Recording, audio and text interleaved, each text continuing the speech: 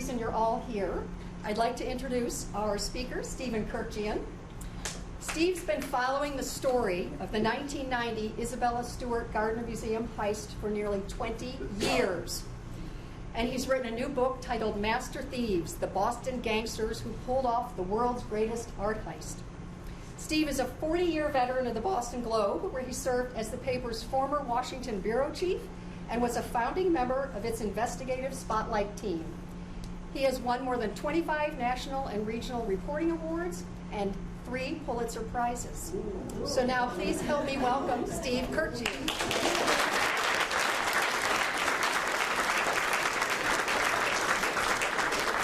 Thank you very much. I am very, very impressed by the assemblage. Peggy, I'll give you the cutaway lines, okay? Take all my best lines. About the size of the Friends of the Middleborough Library.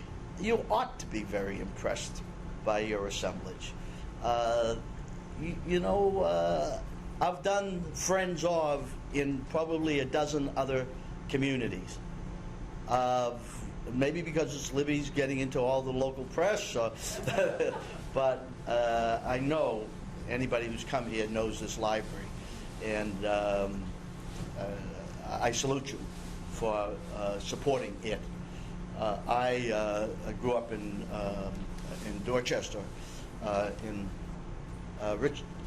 George Alexanian, who's in Rainham, and Richard, his brother, Alexanian, lived right across the street from me. I literally have not seen him in 60 years. Now we know how old you are. Yeah, right. You're good. We're going on the road. Steve, before you proceed, could I put a plug in for the Friends? Yes, please. Here, Up. If anyone here is not a member, we'll get some membership forms, and we'll be at the back of the room. Or if you have to renew your membership, please do so. Right. Thank you. I know Middleborough. I grew up in, even though I grew up in Dorchester, my family has summered, and now I reside in Plymouth. And so I know Middleborough very well.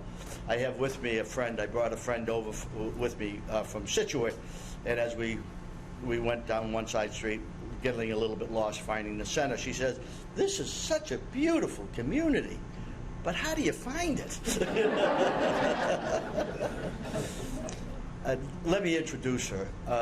Gloria Negri, Globe feature writer and columnist. I may have won 3 Pulitzer Prizes. I may have done great investigative reporting for the Globe and covered all sorts of stories in Washington. But you have never read half as many of my stories as you read of hers. Over the years, she was our premier feature writer.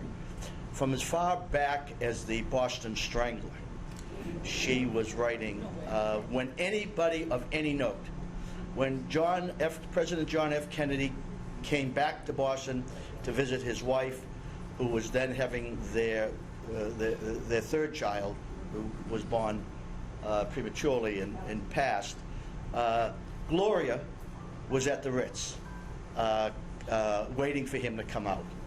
When Ted Williams hit his final home run, 521st home run at Fenway Park that September afternoon, when only 10,000 people were there. Now it's like 1,010,000, but only 10,000 people. Gloria was waiting to get into the clubhouse. She had been assigned to write the Ted Williams story.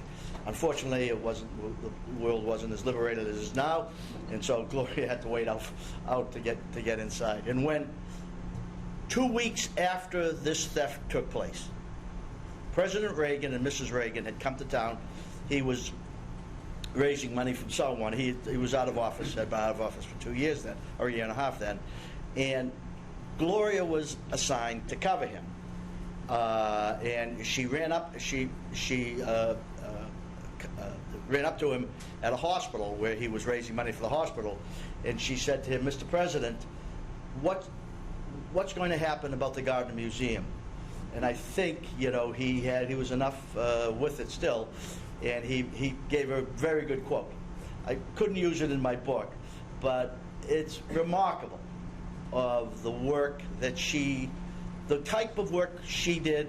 It took me a lot longer to do. The best story that I know about Gloria, and I got it because you could sit with her and say, Gloria, tell me a Boston Garden story, and she'll tell you a story about, you know, interviewing Bill Russell. We happened to be at the Taj, walking past the Taj, and I said, Gloria, let's go have a gin and tonic. So we went inside and we sat down. We had a gin and tonic, middle of the afternoon, and I said to her, Gloria, tell me a rich story. Gloria looked off and said, okay. Back in the 70s, there was an Israeli prime minister. He had just written a biography, and he had come into town, and that night before, the living editor dropped the book off on my desk and said, he's in town, he's ready for an interview tomorrow, read the book and come up with an interview. She stayed up all night, right? And as you can tell, she's a doll. She dolled herself up, went in to the Ritz Hotel with her tape recorder, with her red dress, with the buttons along the side, and her notebook. 3/4 of the way through the interview, he's giving her great stuff. Her buttons start popping. She's doing one hand, taking her notes and holding on, proper Boston Globe reporter. She's holding on to the side of her dress, but she tells this story like the detail on it. It's not fiction, but it's fictional. And she was just an extraordinary writer. And when I've been all around on this book tour, and Gloria doesn't get out as much as she used to, so when I said, Gloria, I'm going to be in Middleborough, I'll get you home in time. So I wanted to bring her here, and I just want you to delight in having seen. I think that his name was Kurkjian, but you were in the same room with the best feature and columnist reporter ever in the Boston Globe.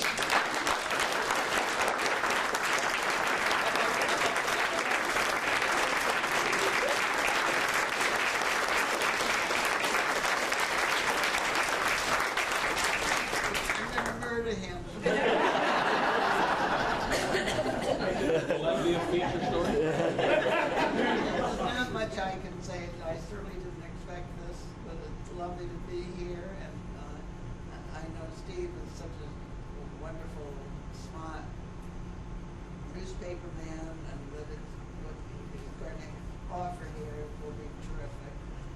But I'm not very good at public speaking, so I want to thank you. Thank you, Gloria.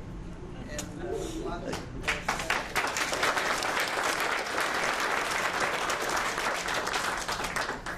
So, I'm going to do, I can't walk and talk at the same time. I can't walk and chew gum at the same time. I can't talk and show images at the same time. So I'm just going to give you just a few images so you know what I'm talking about as far as the splendor of what was taken and what's missing, what's lost. This is the Gardner Museum. This is Palace Road here. The side entrance is important in my tale. And this is Park Drive. Down here is the corner of Park Drive and Huntington Ave. The green line goes by. And a few corners away is Fenway Park. And one block away on Palace Road is the high school I went to, Boston Latin School. There are two extraordinary masterpieces that were stolen that night of March 18th, 1990. This is one of them. It is called Christ in a Storm on the Sea of Galilee. Christ is here, and it's the only seascape Rembrandt ever painted. And that's the extraordinary worth of it. And let me tell you, if you get too close to this spray, you get wet. It's just an extraordinary painting. And what I love most about this painting is this this cloud here, that there is hope. There's, Christ is, lightness in his face, and there is hope coming from this storm. It's a biblical scene. Others had painted it in the past. Rembrandt did it in the 1600s, and it's the only time he ever painted the sea. The other paint, and this is said to be worth 125 to 200 million dollars. This is worth 200 million dollars.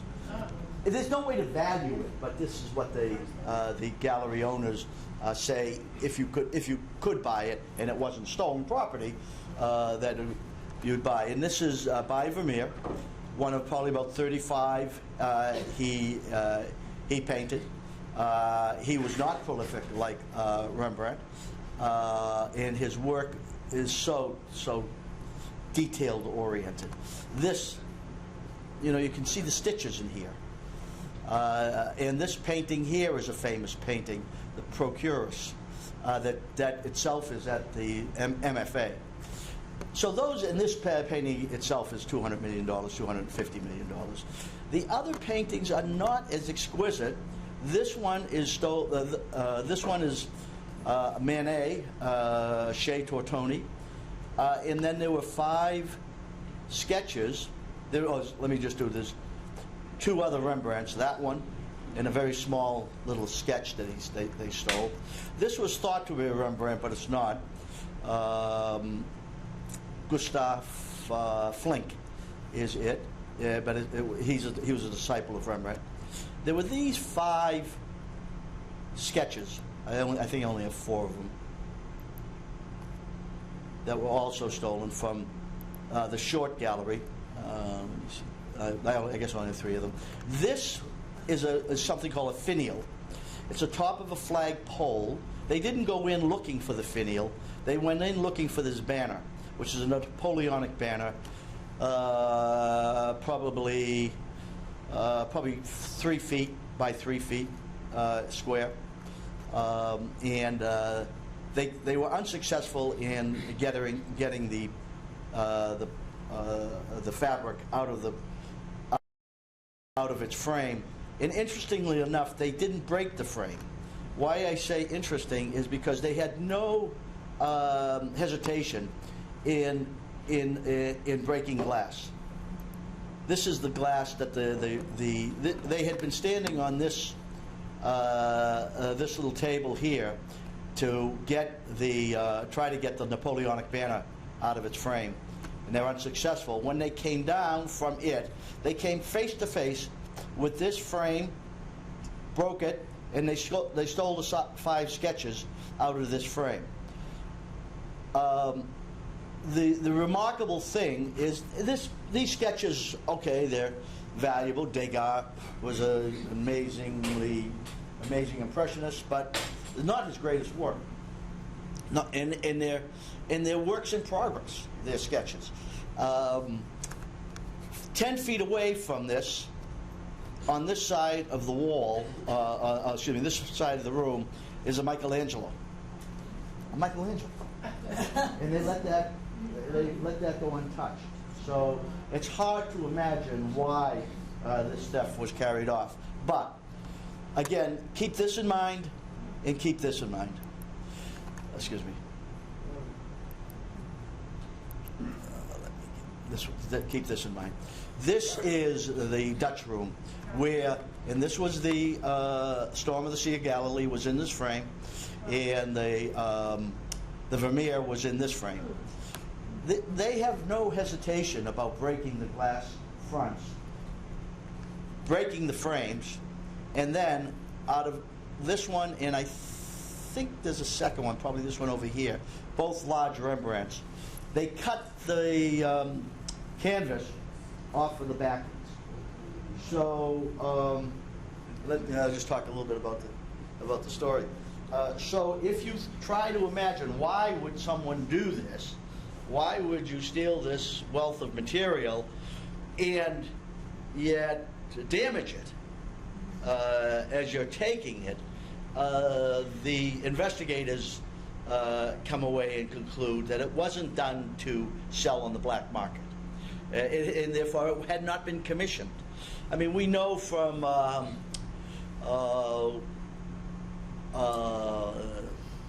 Steve McQueen movie, there are Thomas Crown Affair, excuse me, the second version, that there are people who are so crazy about different pieces that they will commission or they will scheme out a theft like this. But these are, few and far between, and they don't have access to the underworld that they could order this up. And if they do order it up, you're not going to damage the paintings like was done here. So there has to be another reason for this theft to have taken place. And that, I worked hard on that, and I think I came up with the last reason, and it's my, I think it's my major contribution to this case. It's the last chapter of my book. Since it is the last chapter, I'm not going to let it out of the bag right now. But let me tell you why I have long been compelled by this story, by this theft. By working in newspapers, anybody who worked in the media, having a story that involves superlatives, and this had superlatives all over it. It's the largest art theft in world history. So just all three superlatives there. It commands the largest reward extant now, $5 million. Return the paintings, $5 million is yours. In fact, there is this extraordinary offer made by the FBI. We won't arrest you if you bring it in. In fact, we'll drive you over to the museum, and they will have your check ready. And then we won't tell Kurkjian, so it'll be anonymous. One of the reasons I stayed on the story is because I did feel that that's possibly what's going to happen. Let's hope that someone will wake up and realize, my brother, he would never have done that, would he? And they'll go into that, safekeeping place, their late brother, and they'll get a eureka. My God. And now this is 25 years later, so understand, there is lots of time has passed. Lots of the investigation has been going on for 25 years. They've looked everywhere. My sense is that they're not going to come up with it by someone saying, oh, geez, I found it. Look what I found. It's going to be a piece of information that a person has that is going to not whereabouts of the paintings, but they know someone who knows someone, and let me do the right thing and call the feds and get these paintings back. That's what I think is going to happen. But 25 years later, we haven't had, the FBI told me in 2010 that they haven't had a single proof of life showing of any of the pieces. There are 13 pieces that were stolen out of the Gardner Museum that night, March 18, 1990. And not one piece of proof of life sighting of any of the 13 pieces. That tells me that they're all together. That tells me that these hoods, thugs, who did this, did it for another reason. That's what my last chapter is about. But, excuse me, but they were in a dangerous business. They didn't just go looking to rob museums for the well-to-do. They were doing drug dens, they were doing card games, they were doing violent things, and they always had their guns with them. And there was a gang war going on in Boston at the time, and two gangs were fighting for control of the Boston underworld because the Angulo family that had long controlled the Boston underworld had been taken down by the feds in the mid-'80s. And what happened, there were two gangs that fought for control. Each of the gangs knew from individuals within each gang that this was the most vulnerable museum in Boston. And so they had, and one of them got lucky. Both of them knew, but one of them decided to try it and did it. The reason why, again, that I was compelled to stay on the story and try to help in the investigation was that when the case came down, my dad called me. My father was a commercial artist, and he said to me, Stephen, why don't you come back? I was in D.C. at the time. And why don't you come back and work on this case? This is something important. George Bush, come on back to Boston. Help work on this story. So when I did come back, and I did get on the story, I realized why, one of the reasons, he's a commercial artist, he loved these masters. The second reason is his two cousins were concert pianists, and they played at the museum's concerts. They had concerts twice a week. I see some nodding, so I'm sure some of you folks have been in it, have seen it, have listened.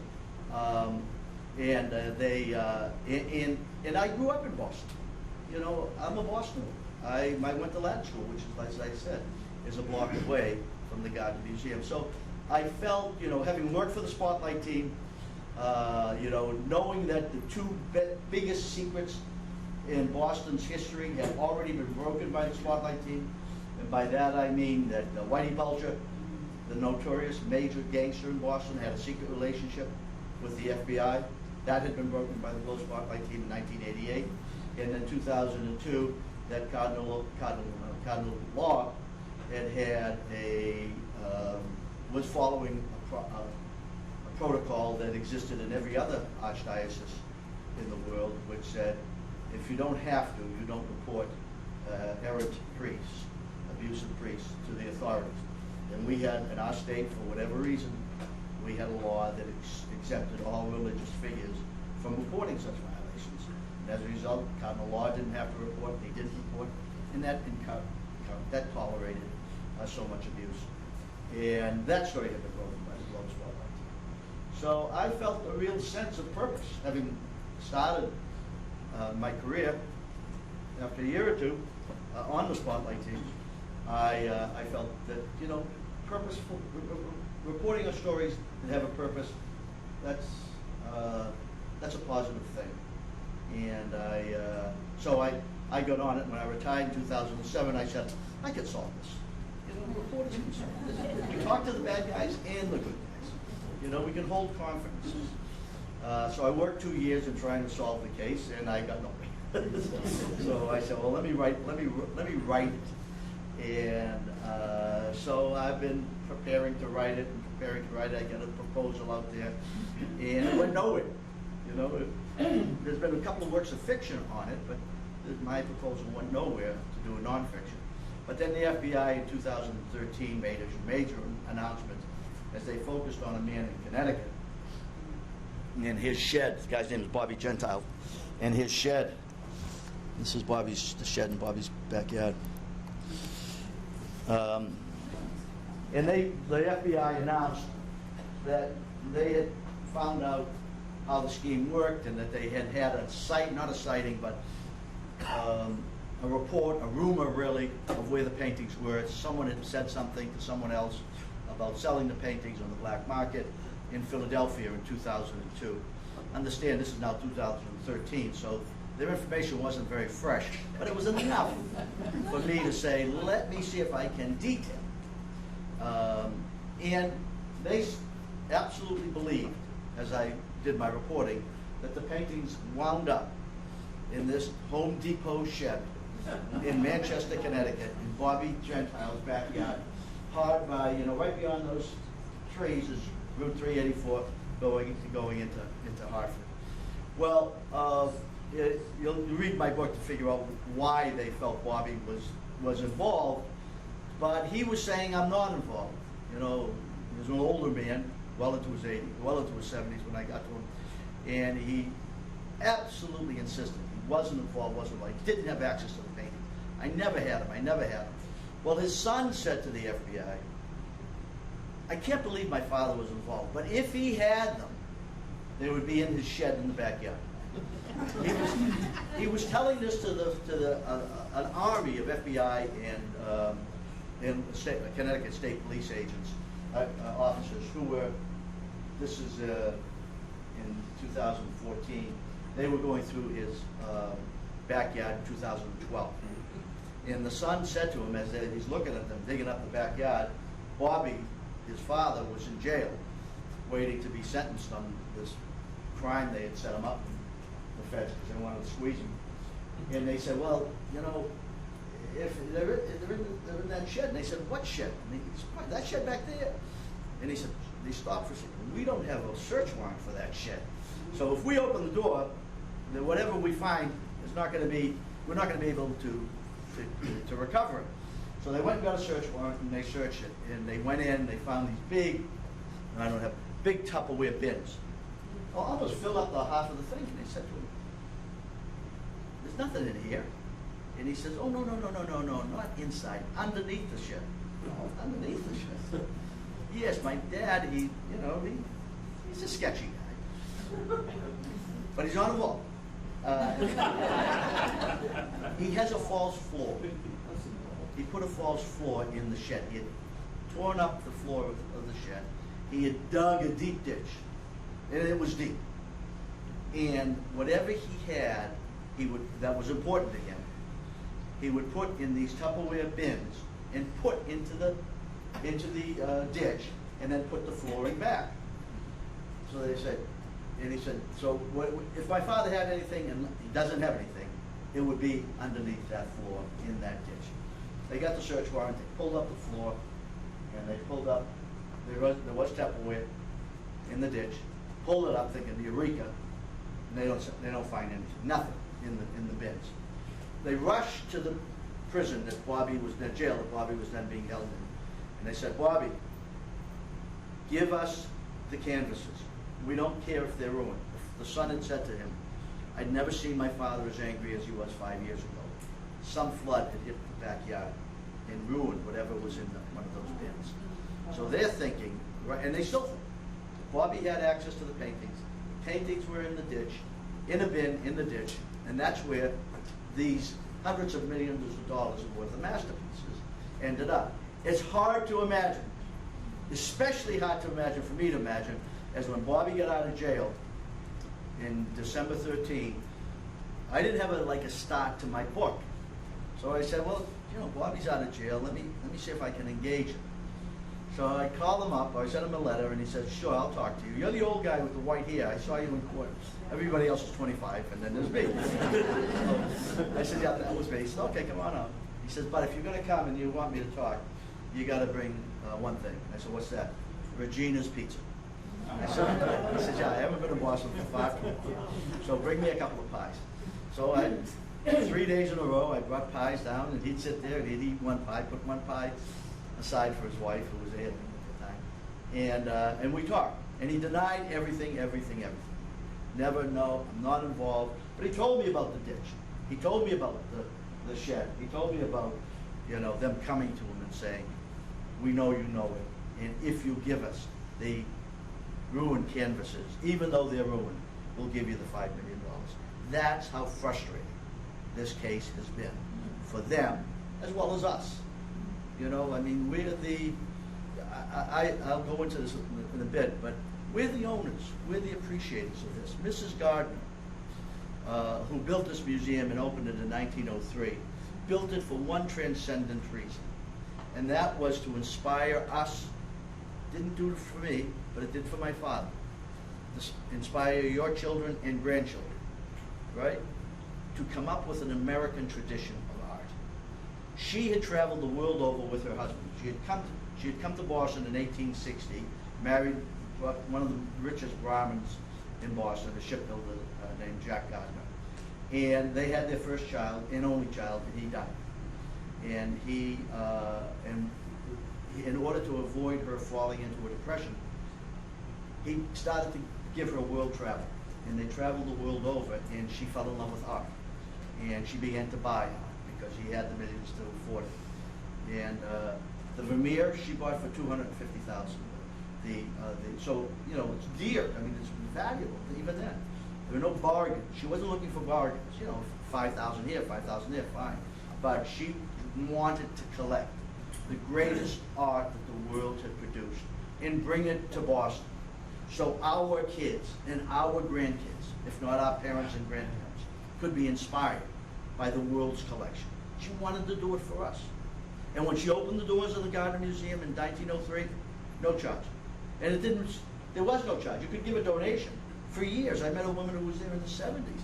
She said you could get in for $1, or you could get in for $100, whatever you wanted. You just walked in. And because that was her That was her goal. That was her mission. When it opened in 1903, it was the largest museum in America that was owned by a private individual. Subsequently, we have the Barnes in Philadelphia and the Getty in Los Angeles. But this is the third largest museum owned by a private individual. And like I said, she had this transcendent goal to fill this work so that it could inspire us. She, when she passed in 1925, mid-20s, she put a provision into her will that I think doomed the museum ultimately to a theft. And this is what she said. She said that I want this museum, she built it as a home. And as you go through it, the 3 floors of galleries, it started like going from room to room of a person's house. She, in fact, had put a residence in, although she didn't live in it, on the 4th floor. But on all the other floors, you're going from room to room of a Victorian house. This is a Venetian palazzo. She said, the museum will stay the same as it is on my death. Why did that doom the museum? Because she was her whole life was that place. And she was changing it all the time. She was raising money from her and giving money to it from her friends and contemporaries. When she died, they put in a board of trustees oversaw it. They didn't have to raise any money because they didn't have to buy anything. Understand what I'm talking about. You have a library that puts in, you're the Friends Hall, that puts in new books, new manuscripts all the time. What if we said, no, Middleborough Public Library or Boston Public Library, you don't have to put in. Well then, everybody can sit on their hands. You don't have to go to your friends and neighbors and your family and say, come on, it's that time again, we gotta give $100. Come on, we gotta support the library. I need you on the dotted line. They didn't have to, and as a result, they sat in their hands and the museum began to fray. And by fraying, don't forget, this had been built, when they built it, there were gas lamps inside. The piping was old school piping. The fire alarm system that, until the 80s, that was in place, was a fire alarm system that depended on battery operated little units like we have in our homes. Understand, these are billions and billions at that point, dollars worth of the valuables of the world's greatest civilizations are there. And it's going virtually unprotected. So when the new museum security director took over in the early 80s, he realized, told me, some mornings I would come in and it would be, from the night before, it would be humid, that the paintings would be actually sweating. Beads of moisture would be on the paintings. That's not a good thing. So he said, we needed to get a climate control. They had no climate control. So I put in a climate control system. Then he said, I needed to get a real fire alarm system. I thought, if a catastrophe happens here, it will come in one of 2 ways. A water pipe will break and spew out water onto these valuable paintings, or we'll have a fire and these stupid little alarms won't alert us in time and we'll lose significantly. So he went to the trustees and said, I need $500,000. And they had already turned him down for raising more money for security equipment. And they said, Lyle, we only can do so much. We don't have that enough money in our budget. We're already losing money. The place had begun to fray. Now it's a gem. When your children, your in-laws, your grandchildren come into town, that's one of the places you think about bringing them. If you don't have tickets to Fenway, of course. You think about going to the Garden Museum. But but at that point in time, in the 70s and 80s, unless you were an art lover, and some of you have told me you were, you'd go over it then. You went to the MFA. That's the ones that had the new exhibits, the Van Goghs, the Tutankhamons. That's the places that we're bringing in the extraordinary that would compel us to go in. The Gardner Museum was not high on the list. And so he said, I got to get a fire alarm system. Go ahead, Lyle. You raise it yourself. So he sent letters under his on his stationery to the major corporations, and he put in an up-to-date fire alarm system in the mid 80s, around 85, 86. But the catastrophe that he feared that visited the museum March 18th, 1990 was not from fire and was not from a broken pipe. It were these two men dressed as police officers.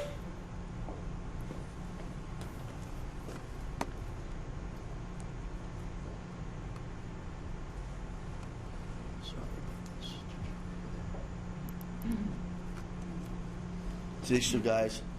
And as you can see, they both had mustaches, but they really didn't have mustaches themselves. And they came to the side door around 1:20 in the morning, March 18th. March 17th is our holy holiday in Boston, St. Patrick's Day. So it's I'm thinking that they probably chose the night that they did choose because they knew that there would be patrols on the streets, but it wouldn't be from the day before. You know, the extra contingents of police officers, it wouldn't be as many, and so there would be a quieter city. So they rang the side doorbell, the employee's entry doorbell. There was a camera. They had 4 cameras around the perimeter of the museum. And there was a camera at that side door, and when one of the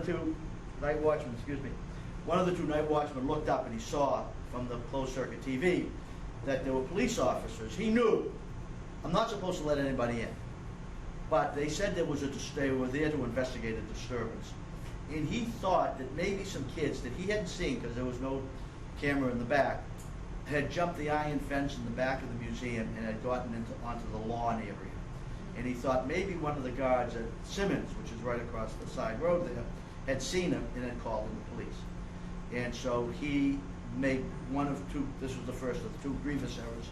He buzzes them in, and they show up to him, and he's sitting at his security desk, like here. And this was the only security desk in the entire museum. There's no other security there. So everything's secure. Everything that's going on, all the decisions being made for this palace of a building with artwork for the ages, is all controlled at this one little desk. And they say, come up to him, and they say to him, "You look familiar. We have a warrant out for you. You default on a case." Now, most of you guys have not been to, what's your district, Taunton District? What's your district? What's your district court? Huh? Raynham? Raynham District, okay. So you haven't been to Raynham District Court. So, but what happens at the district court level is if you don't show up for a speeding or driving under, whatever smaller cases, not driving under, but speeding, something small, you don't show up, the judge issues a warrant for your arrest. And that's given to the police, and the police are supposed to be looking out for you to bring you back to court. So that's what they were saying. You look familiar. Do we have a warrant for your arrest? Now, he had only been in Boston for about a year, and he knew he had never been arrested. But he was a bit of a wiseacre, a bit more than a wiseacre. 23 years old, hair down to his back, in a rock and roll band, loves the job because the job starts at midnight and goes until 7 o'clock in the morning. Loves the job because the job allows him to play at these seedy bars throughout the city, manage his band, his rock and roll band, and lets him get done just before midnight, jump in a cab, and get to the museum where he can start his shift. There are 2 night watchmen working every night. And nothing ever happens, so, you know, there's never any incidences. Very rarely, that sometimes somebody will knock on the door and he just says, "Go away." But this night was something different. There was a disturbance that he was being asked to look at. So he lets them in, and they come around, and they say to him, "You look familiar, come out." And they want him to step away from the desk so that they can get a good look at him. And he doesn't realize it, but maybe he does, maybe he doesn't. This is the second grievous error. Why? Here, at his belly, is the only alarm to the outside world that the museum had. There was no fail-safe system at the museum. If there was something happened, he never had to touch it. He just hit the bell, and the outside security firm would be alerted, and they'd call the police, and the police would be there in 2 minutes. But by stepping away from it, he voided any chance that he had to alert the outside world. Well, he didn't step away for 2 minutes. They're wrapping him up and putting him to the side. The second guard that they had asked to come down comes down. They do the same thing to him, and they bring them both downstairs to the basement. They put them in separate places in the museum's basement, and they are really tied up. They're duct taped, but they weren't hurt. They weren't knocked around, which tells me maybe they weren't so thuggish. But when they left those guys downstairs, and they went upstairs at 1:45 in the morning, and they stayed until 2:30, they were on a rampage, taking whatever they wanted. They could have stayed all night. They could have stayed until 6 a.m. The next shift wouldn't start until 6 a.m. And so they could have stayed all night and taken any number of pieces. The museum security director says if he had one question to ask of the bad guys, of the thugs, he would say, "Why did you steal what you stole? There's a Michelangelo you didn't go by.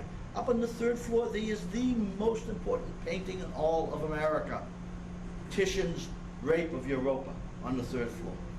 Most important painting in all of America." Right, as far as opening a new movement of painting, big, exquisite painting. Why? You don't even go up there. Why do you take these smaller things? And that's what he would ask. The question, I don't have that question. I have another. I like that question, but it's not the better question. For me, the best question is, where is the negligence of the doofus who's behind the desk? I don't think it's complicity. I do think it's negligence. Meet up with the venality of the underworld. And it's at that crux that he gave up, or someone gave up at the museum, the essential secrets of the museum security. Because you'd have to work there and know the security to know that once you took him away from that button, you had the museum unto yourself. And that's what they did. They had the museum. They got some information from someone at some point. I'm told that more than 80% of these types of jobs have an insider. This individual, he's now well into his middle age. I've questioned him. The feds have questioned him. He's been in front of a grand jury twice. He's taken 2 lie detector tests. He's only flunked one question on those 2 lie detector tests, and that was, have you taken drugs within the last 48 hours? He said no. Not the honest answer. But he denies any complicity, and the feds have. If the feds felt he was squeezable, they would squeeze him. Like I talked about Bobby Gentile, the old timer who's in jail back again. They will go to any length to solve this crime. Yet 25 years later, we don't have a single sighting of any of the 13 pieces. It baffles the imagination as to why that's so when the feds have come up with such an incredible offer of outreach to the bad guy world. Get us the stuff back. We don't care what condition it is. We'll get you access to the $5 million reward. Yet still, and they've chased every lead. It hasn't led to anything. And that's why I have 2 good stories and not related. But let me get to the kicker. Maybe some of the last the other story. The kicker is how to solve this crime. Investigative work, whether it's reporters, and I'm not the only one who spent a lot of time on this, and the FBI hasn't done the trick here. But I think there are secrets that are still unknown to the authorities that could lead them to the whereabouts of the paintings. And I think people who are alive, like I said, the bad guys who did this, they're dead. They're in a very dangerous business. They weren't doing drug dens, they weren't doing card games, they weren't doing other gangs, trying to rob other gangs. The two gangs were shooting at each other, and bodies were stacking up. And so my belief is, and the FBI says, I think they believe somebody else did it, but we both agree that the people we think did it are dead. And the way it works in a gang, and the people who did it were both members of gangs, is that when he and I are in a gang and we do a score, and you're all part of our gang, you don't know what we did. Only our leader and us know it. The reason being is because there's no honor amongst any of us. You'll give me up. You'll call your favorite FBI agent and give him the secret so your brother-in-law can get out of jail. So the person in favor you want will be returned to you. So the other gang members don't know that we did it. And since we're dead, and the leader of our gangs is dead, you only know pieces of the story. But you haven't given up that information. And if you have, it's not been essential. How to get those criminal associates of us or our families to give up. I think to appeal to them in the same way that the city or all of us should be appealed to. That this is a loss from the Commonwealth. When there was an art theft in Paris in the 1980s, 85, 12 Impressionists were stolen out of a Parisian museum. I talked to the agent subsequently. The case was solved in 5 or 6 years. I said, how did you do it? You know, that was an extraordinarily hard case. You know, it led all the way to Marseille, and the gang that had pulled it off was from Corsica. I mean, it wasn't like an easy gang that was around the corner. He said, well, I'm not sure how it is in Boston, but the way it was in Paris, Paris was in mourning for 6 years until that artwork came back. That was our artwork. We felt that. Do you feel it for your artwork? And I said, no, this is a great story. You know, it's a hell of a story. It's a great mystery. But I don't think we feel it ourselves as a loss. And it's something called patrimony. And it's really strong when you feel it, it's ours. And I've said to the FBI and to the museum, you've got to tell us that this was our paintings. Make us feel that it's a loss. Forget the crime. Make us feel that we, ourselves, individually, have lost something. She wanted it. Mrs. Gardner wanted that feeling. She had a belief that this was for all of us, these paintings.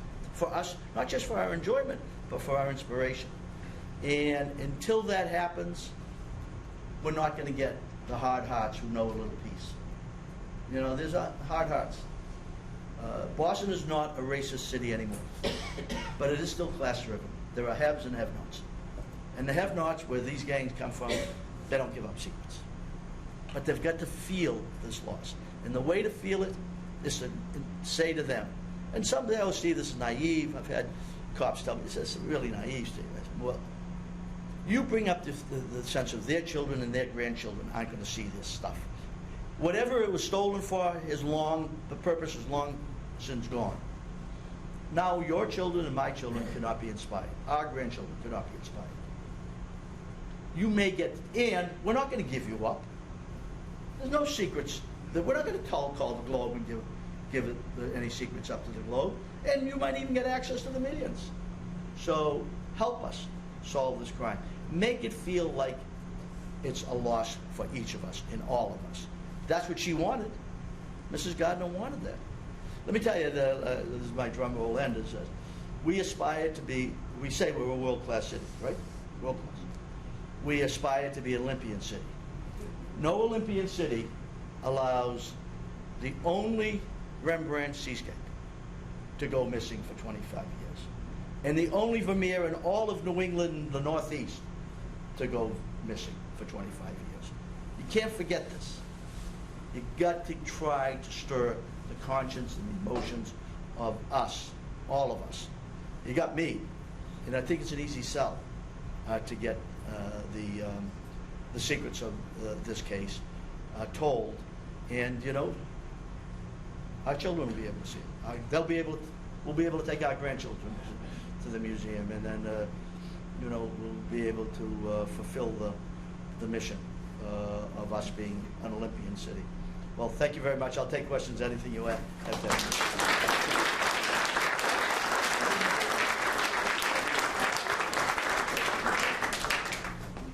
My daughter actually works at the museum. There were more than paintings that were stolen. Yep.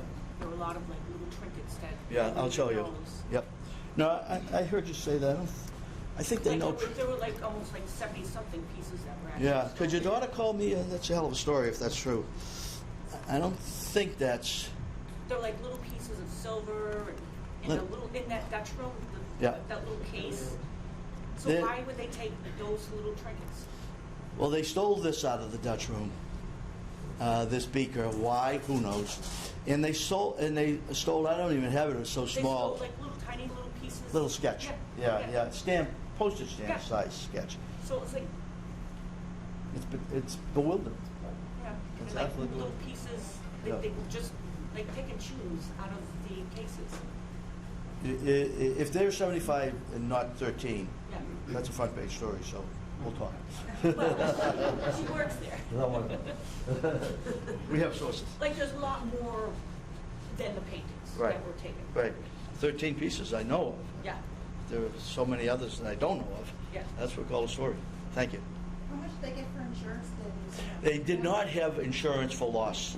They had slip and fall insurance. They paid $25,000 for it. But like most museums, they did not have replacement. And I'm not sure how you could replace any of this. The problem is that with most art thefts, especially our thefts out of our home, the police are there to investigate. Let's say they come away empty-handed. What the bad guys usually do is they don't work with the police to negotiate, because the police cannot ransom. They can't do ransom. But you work with the insurance company. And it's like the police, oh, well, we investigated for 2 weeks and we can't find anything. And then here's the insurance agents going like crazy. And the bad guys will go find the insurance agent, and they'll begin to negotiate with them. And there was no replacement insurance on any of these. Don't forget, the museum was losing money in the 1980s. A couple of years they were in the red. So, So they couldn't have done to make. yeah, I don't think Mrs. Say again. I don't think they can sell the paintings because it has to be kept as it was. Right. But if they didn't have insurance, then that would mean that nobody in the museum would have any reason. Right. Yeah, no, there was, no, not for replacement. That wouldn't happen. No, but they weren't getting any money anyways. Right. From insurance. Well, please, thank you. Do you have an opinion as to why, in the past few months, we've been hearing little snippets of information that the FBI is? I think that it's the 25th anniversary. They're taking advantage of that and trying to get out as much as they can. There's a buzz. I think my books provided a bit of a buzz. I know I've been out there hammering away. I think there's an implicit criticism that 25 years, what? You know? If I have any criticism, is that they didn't bring me Austin and Massachusetts State Police in on it. But they have worked every lead. They answer every phone call. They chase down everything. They even hired a seer, a woman who had helped recover the body of a United Nations diplomat who had been murdered in the late 80s. And she somehow came up with a sighting of where the body was.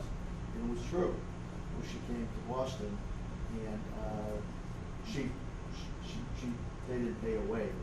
She came to Boston, and she went for a tour. And over in the South End, where the Boston Herald is, there's lots of warehouses. She saw it in the warehouse, but they were like street after street of warehouses. It wasn't enough for me. Was there one time an interest in the job from Randolph? Yes, Miles Connor and Billy Youngwood. Yeah. Miles is a local art thief. He didn't lock the door. Didn't lock it after he went in and took everything that was in the house of any value. And he had gone to jail, and he had put all of his belongings, and Miles was a pretty good art thief, with Billy Youngwood. Billy ran an antique shop in Alston. Billy engaged the Herald reporter, Tom Mashbury, and Billy said, I can get the feds access to the paintings. When he first said it, it had no credibility. You know, back there, you two can give us access to the paintings. You know, you've been, and I can. That's just, we can say it's just words. Well, the Herald came up with a headline, August 1997. That's how I got on the stories, because of this headline. We've seen it. Billy took Tom Mashbury down to, never said at the point at the time. It was a full account, my best account as to what Mashbury saw and how he saw it is in the book. And brought him to a warehouse, a storage warehouse in Brooklyn, 3rd floor, middle of the night, flashlight, brings him into a bin, takes out a painting and unfurls it, and leaves a flashlight on only for flick. And Mashbury reports back with seen it. But he does see that there is paint strokes, and he does see the signature in the right place. There's no doubt he saw something. And he reports that he's got good information. So it caused two things. Globe went crazy because we didn't have any sources to throw me into it as a result. And the FBI gets this. And Billy says, well, if you're going to deal with me, if I'm going to get you your paintings back, I want these 3 or 4 or 5 or 6 things. Among them is Miles gets out of jail, and all charges hanging over my head, or some state charges get dropped. The Fed says, we can't do everything for you. Nobody's getting out of jail. So Billy gets into a huff, and he disappears. So he couldn't buy you my property? No, they did. He went to jail for 3 years. Yeah, he went to jail. But they were at each other's throats, and it was out of that, the feds and Youngwood, it was out of that the feds said, we're only going to deal with someone who has concrete evidence to prove they have what they're saying. And I think that was a smart thing.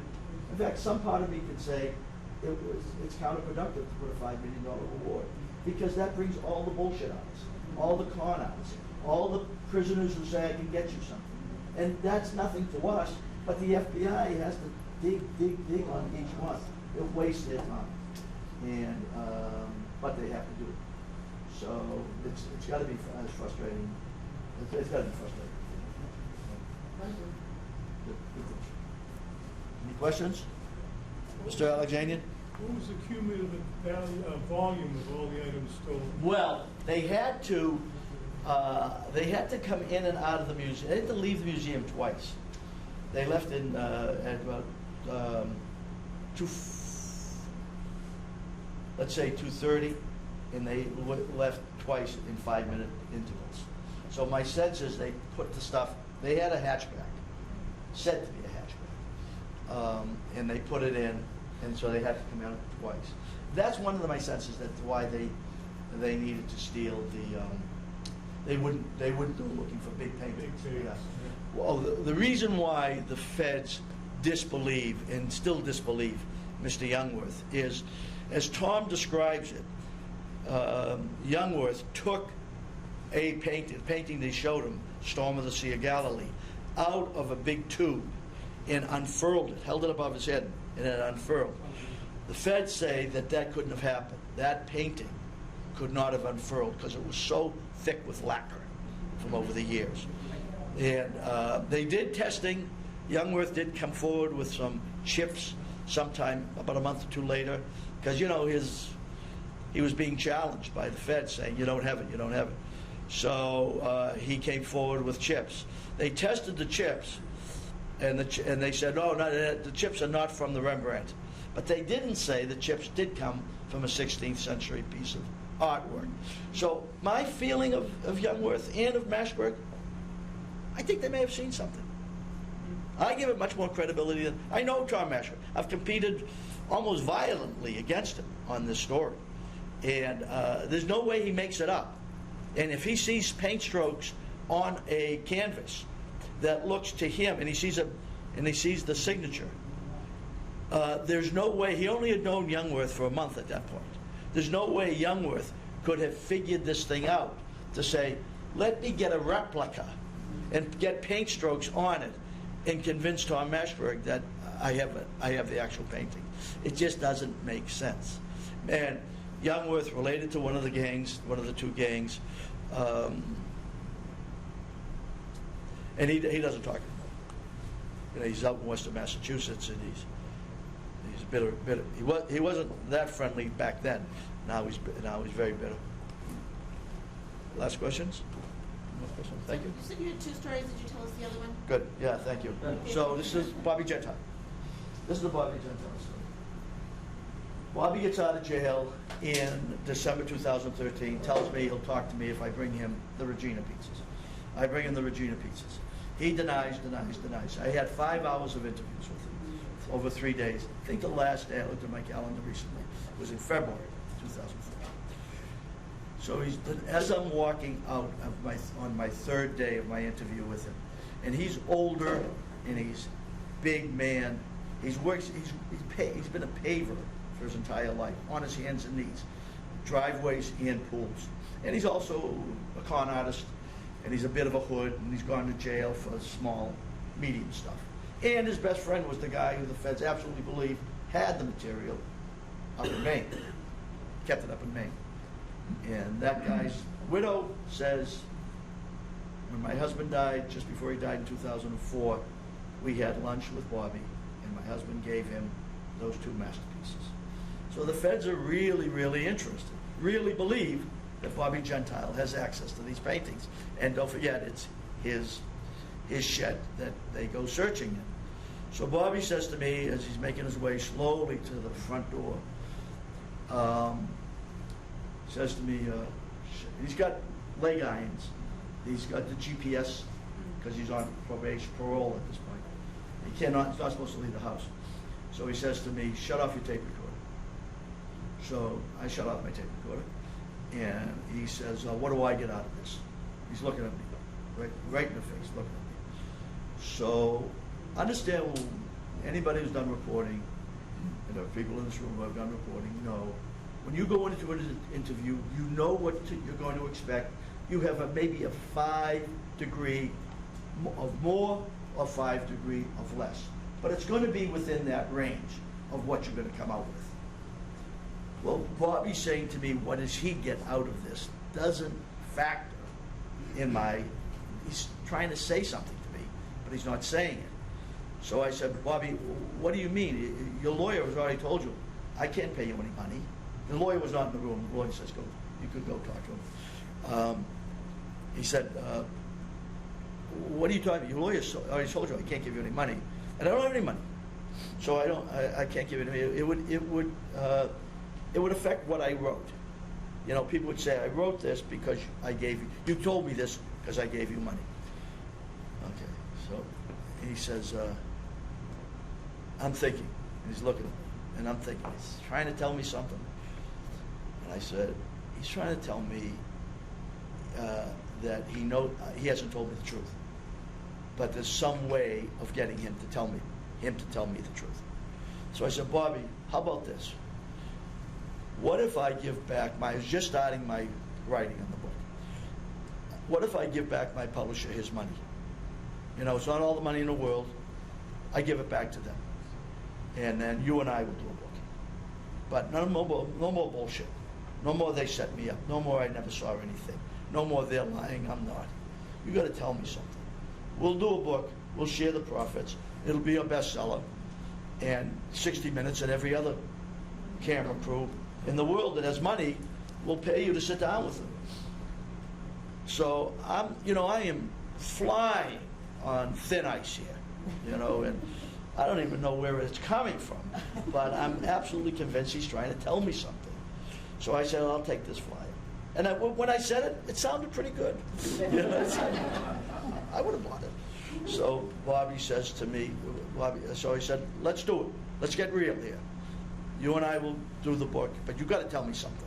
I want to know what you saw, when you saw it, what happened to it. He puts his head down. And he goes silent. Well, that, I was absolutely now convinced. 40 years of reporting, I'm going to have a eureka moment. I'm going to have a eureka moment. I really did. Absolutely. You know, maybe it was 10 seconds. Felt like 30 seconds. Bobby put his head down. And as he put his head up, there was no more expression in his eyes. It was dead as ever. They effed me. They set me up. Nothing happened. I don't know anything. They screwed me. Okay, Bobby, I love you. Thank you for giving me a great chapter. I'll see you later. Bye. So I'm driving home, and I'm thinking, he's got something that he's not telling me. So I call the friend who had said to him, talk to Kurkjian. Kurkjian knows this story better than anybody. I said to him, I talked to your guy. Yeah, how was it? He said, he was great. He gave me great detail. I got a great chapter. But he knows something. What? And I told him the story, Bobby putting his head down, and Bobby waiting before he said no. And I said, he knows something. He's got a secret in him. That 10 seconds, he decided, 30 seconds, he decided not to tell me. So he said, Steve, let me tell you about Bobby Gentile. What he was thinking of when he put his head down was not, do I have a secret I can share with Kurkjian? All he was thinking about is, how can I scam $10,000 out of this idiot reporter who's, you know, almost passing out with anticipation that he's going to tell me something. And he did you a favor by not telling you. By not, because he would have, he said, knowing you, you'd probably have tried to scam up $10,000 to give to him. And how would he have done it? He would have said, I need money to get the stuff. You want to see the stuff? I need to get it back. It's going to cost me 10 to get it back. And you would have, knowing you, Steve, and your interest in the story, you would have probably put 10 up. And then he'd taken the 10, and you'd still be talking to him 5 years later. So I guess he did me that favor. I'm thinking I probably would have gone to my publisher. You know, the feds are really convinced, and they remain convinced. But he tells me nothing. That's February 2014. Bobby's been indicted, was gone back to jail again. He's in jail now in Rhode Island. And it came as a result of the feds' continued interest in him. Don't forget, I've left his house in February 2014. This is now March of 2014. Next month, they send in somebody undercover. And not an undercover agent, an informant for them, who's got something hanging over his head. And they say, we want you to help us. You know Bobby. You go in there and you tell him you've got a deal. And what's the deal? A drug deal. And he'll go for it. Okay, so this informant goes in to Bobby. Bobby, we got a drug deal. Oh, tell me. You know, I got no money coming in. What's the deal? It's a marijuana deal, but there are a couple of big people who are behind it. And they think you can't do it because you're too hot. The feds are looking at you all the time. Bobby says, no. I got the feds bamboozled. You don't have to worry. I'm clean. I'm fine. Bobby, the big boys, they don't want you in. Tell the big boys, I got 2 paintings. I'll sell them to them for $500,000. So he walks right into the trap. They wait a year. They send another guy, the same guy in the next year, because all they're going to do is get him back to jail on what he said to them. They want to get him in a bit deeper crime. He agrees to sell the guy a gun. Ridiculous. Federal offense. 10 years hanging over his head. He sells him the gun. The army of FBI agents, March of 2015, lock him up. He's facing now a 10-year crime. And he said to the judge, you know, does Bobby know something? You know, I'm just a hack reporter. I'm good at getting facts. Great facts in my book. Does Bobby know something? Still a question. Still a question. Still a question. How old is he? As he said to the judge who held him without bail, I'm going to die in jail. He's 80 years old. He's got 3 years on the parole violation. He's got a 10-year sentence hanging over his head. And they don't fool around. When Bobby's daughter took ill a month before his release, she passed away. Took ill in October, passed away in November of 2013.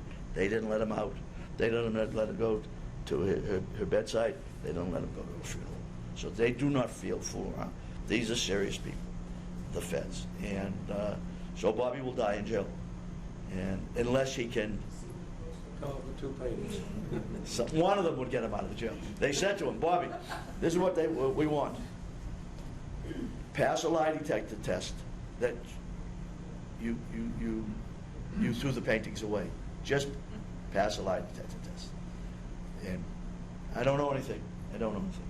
I'm going to die in jail. So, I don't know. It's a fascinating story, but, and now people are dying in jail. There are other cases that they've squeezed people. Now, does he look anything like the sketches? That No, it wouldn't be. It wouldn't be. It wound up in his hands. But these. Obviously, These are the security hoods. guy Yeah. gave that description. Exactly. Yeah. Thank you. Yep. Steve? Would any of those paintings be financing Middle East terrorism? Good for you. Good for you. The only way you would sell this stuff is in the criminal world. So diamond thieves, if you had these paintings that worth, let's say, $250, $300 million, right? Well, you're not going to get 250 because you can't sell them. So, but you deal its coin of realm in the bad guy world. You've got stolen guns. You'll take a painting. So I'll get $50 million worth of guns from you. And it's just a lot easier to carry around a painting to the stolen diamond jewelers that you're dealing with. And you give them the painting. But that's the only other place that this stuff would have got into the criminal merchant business. But even then, I don't think it works, because if that happened, someone would get on it. Someone would blow the whistle. Like I said, there's no honor among thieves. And someone would blow the whistle, and one of the pieces would be found. They haven't found a sighting of one of them. So. I want to leave time for you to sign books. Yep. He's going to be selling and signing books in Well, the back. thank you very much. So thank you.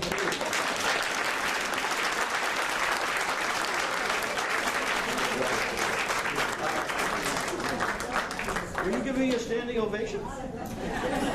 Oh, I love this. I'm back next week. Thank you very much for having me. Please have some refreshments.